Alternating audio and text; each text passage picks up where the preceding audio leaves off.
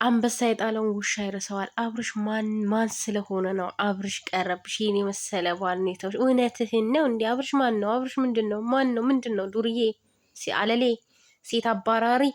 እንደውም ቀረችበት። ሩታን የመሰለች ጀግና ሴት ቀረችበት እንጂ አልቀረባትም ማለት ነው። አሰላሙ አለይኩም ወራህመቱላሂ ወበረካቱ። እንግዲህ ዛሬ ጫታ ማለት ነው ሩታን ለማስፈራራት ወይም ደግሞ ሩታን ለማስቀናት ይሁን ምን እንደሆነ አላውቅም። ሩታ እኮ አልደረሰችብም። እየደረስክባት ያለው እንዴት ነው? ለምን ሳቀሽ? ለምን ደስተኛ ሆነሽ? ለምን ፍሪ ሆና ኖረሽ ነው እንዴ? እንደዛ ነው። ለምንድን ነው ግን እንደዚህ የምታደርጓት ልጅቷን ማለት ነው? ሩታም ደግሞ የተጠራሽበት በቃ እነሱን አክፍለሽ የተተፋ ነገር እኮ አይላትም። በቃ እነሱ ነው የሚሉሽ ቦታ ሁላ መሄድ የለብሽም። እነሱ ነው ያሉሽ ቦታ ሁላ መሄድ የለብሽም። በቃ ማለት ከእንደነዚህ አይነት ሰዎች መራቅ ነው ያለብሽ አንቺ ራስሽ ማለት ነው። በቃ ተውሽው አይደለም እነሱንም ታያቸው። ሲጠሩሽ አትጂ፣ ሲደውሉልሽ አስለን ስልክ ራሱ ማንሳት የለብሽም። ግን አንተ ምን እያሰብክ ነው? አይደለም ሰርጉን ለምን እንትኑን አትሄድም? አንድ ሰው እኮ የሆነ ነገር አሁን ለምሳሌ ምግብ በልተክ ላይመችክ ይችላል አይደል? ታስመልሰዋለህ። ያን ነገር መልሰክ ወደ ውስጥ ታስገባዋለህ እንዴ?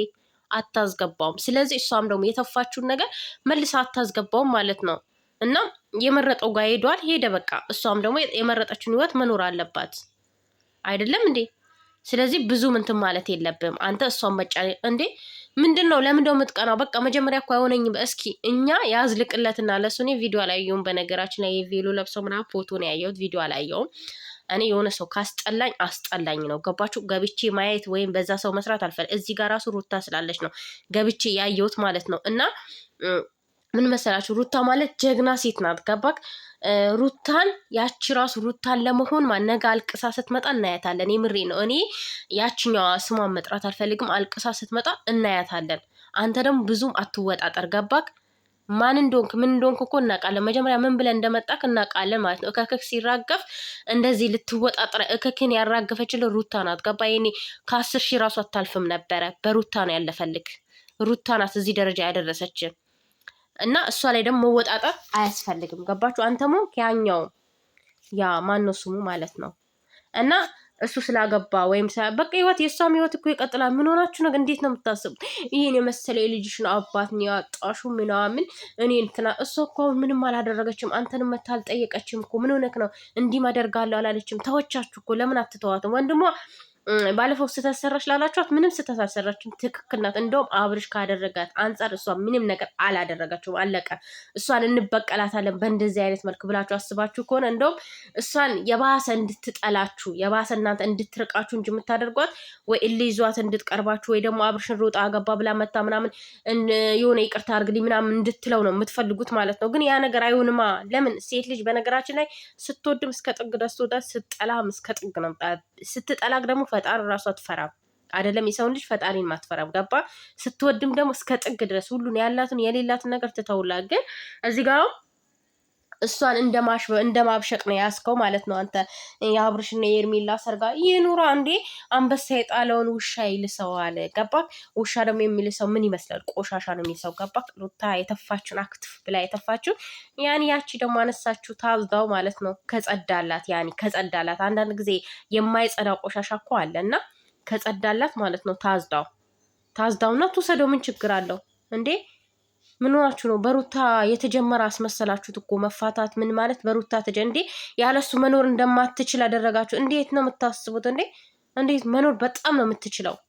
ህይወት ይቀጥላል። ልጇን ማሳደግ ጀግና ስንት እናቶች አሉ ልጃቸውን ያላባት ያሳደጉ ህይወታቸውን እየመሩ ያሉት በጣም ከሚወዱ ሰው ተለይተው ማለት ነው። እንዴት ነው የምታስቡት እናንተ? በቃ እሷ እሱ ያለሷ መኖር አይችልም። እንደውም ካላችሁ ማለት ነው አብርሽ ህይወታ ያላችሁ ካልወደቀ እሱ የፈለገበት ቦታ መቼም አይደርስም። ልንገራችሁ።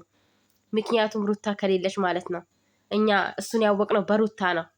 ገባ? በሩታ ነው። ማንም ያይለት ሰው የለም። ማንም አብዛኞቹ ሩታን የሚወዳት አጨብጫቢዎች ወይም አሽቃባጮች ካልሆኑ ማንም አያይለትም። አሽቃባጮች ግን ያዩለታል፣ በጣም ያዩለታል። ምክንያቱም የእሱ ቢጤ መሰሎቹ ማለት ነው፣ አለሌዎቹ መሰሌዎቹ የሆነ እንትን ባዮቹ ማለት ነው። እነሱ ሊያዩለት ይችላሉ። ያኔ በጣም ነው የሚያዩለት፣ ምክንያቱም የእሱን ስለሚመስሉ ማለት ነው። እኛ ደግሞ ሩታዬን የምንመስለው ሩታን እንጂ የምንከተለው እናንተን አንከተልም። ለሴት ክብር የሌላችሁ ዛሬ ለመጀመሪያ ጊዜ ሊያንከባክብ ይችላል ሴት ልጅ።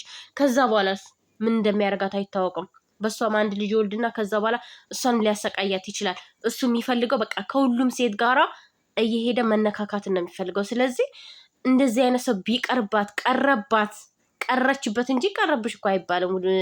ጫታሚ ወይ ዛሬ አልመረቀንክም፣ አልቃምክም፣ አልጦዝክም ዛሬ ለዛ ነው እንደዚህ የምትለው።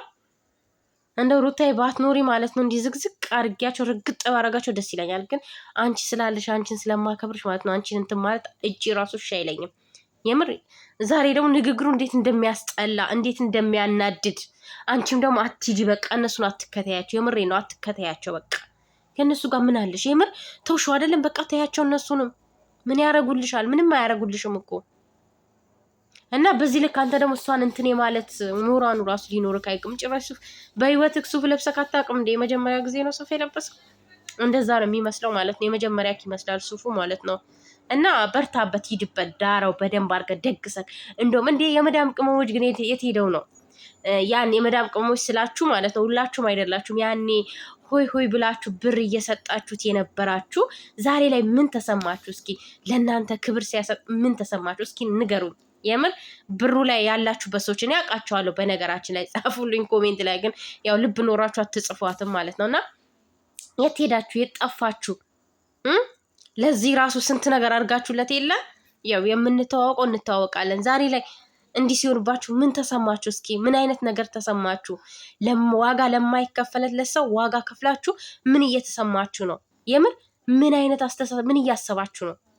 እና የራሳችሁ ጉዳይ ተላላጡ። ግን የሆነ እሷ ያለሱ መኖር እንደማችል አድርጋችሁ መናገር የለባችሁ። የትኛውም ሴት ልጅ ትኖራለች። ወንድ ይሄዳል፣ ወንድ ይመጣል። ገባ? ልጄን አሳድጋለሁ ካለች ታሳድጋለች። ማግባት ከፈለገች ሩታ ጽድት ያለ ልንገራችሁ፣ ከአበጋዝ የተሻለ ማግባት ትችላለች።